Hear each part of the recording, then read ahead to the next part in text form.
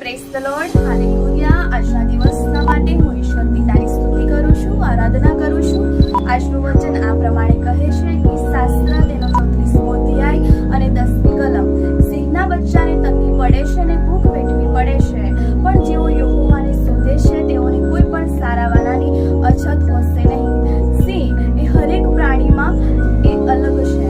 તેને પ્રાણીઓમાં રાજા કહેવામાં આવે છે. તેને કોઈ પણ એ ભોજનની ખોટ પડતી નથી. છતાં બાઇબલ કહે છે કે સિંહના બચ્ચાને તંગી પડે છે અને ભૂખ વેઠવી પડે છે, પણ આપણો ઈશ્વર એ રાજાઓનો રાજા અને પ્રભુઓનો પ્રભુ છે.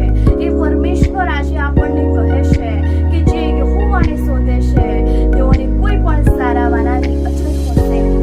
શું આજે આપણે એવી કોઈ બાબતોમાં, એવી કોઈ સંસારની બાબતોમાં, પરિસ્થિતિમાં ફસાઈ ગયા છે, સપડાઈ ગયા છે અને આપણે આપણા જીવનમાં પાછા હટી ગયા છે, પાછા પડી ગયા છે? તો આજે આપણા જીવનમાં આપણે એ યહોવાને શોધીએ, એ પરમેશ્વરને શોધીએ, જે આ પૃથ્વીનો ઉત્પન્ન કરતા છે, જે તમારી અને મારી એ ચિંતા રાખે છે અને સમય આપણી દરેક જરૂરિયાતોને પૂરી પાડે છે. એ ઈશ્વરના આગળ આપણે નમીએ અને દીન થઈએ, નમ્ર થઈએ. એ ઈશ્વર આપણને આશીર્વાદ આપવાને માટે, આપણને એ ઈશ્વર આશીર્વાદ આપવાને માટે આપણી રાહ જોઈ રહ્યો છે.